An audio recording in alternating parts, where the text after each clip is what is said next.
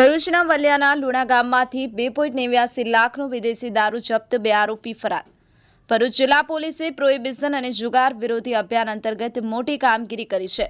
જિલ્લા પોલીસ અધિક્ષક મયુર ચાવડાના માર્ગદર્શન હેઠળ વાલિયા વિસ્તારમાં વિશેષ કામગીરી હાથ ધરવામાં આવી હતી।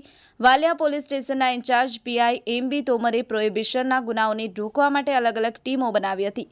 પીએસઆઈ કેબી ડોડિયાને મળેલી માહિતીના આધારે લુણા ગામે રેડ કરવામાં આવી હતી, જે અંતર્ગત લુણા ગામનો લિસ્ટેડ બુટલેગર જગદીશ ઉર્ફે જગુ રવ્યાભાઈ વસાવા તેના ઘરની સામેના મકાનમાં વિદેશી દારૂનો જથ્થો સંગ્રહ કરી રહ્યો હતો।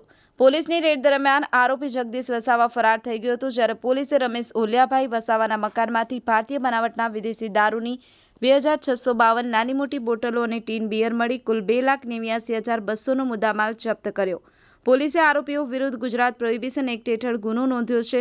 જગદીશ વસાવા અને રમેશ વસાવા બંનેને વોન્ટેડ જાહેર કરી આગળની કાર્યવાહી શરૂ કરી છે। અઝહર પઠાણ, ગુજરાત અદ્ભુત ન્યૂઝ ગુજરાતી, ભરૂચ। આપણી આસપાસ બનતી ઘટનાના સમાચાર જોવા માટે ગુજરાત અદ્ભુત ન્યૂઝ ગુજરાતીને લાઇક કરો, શેર કરો।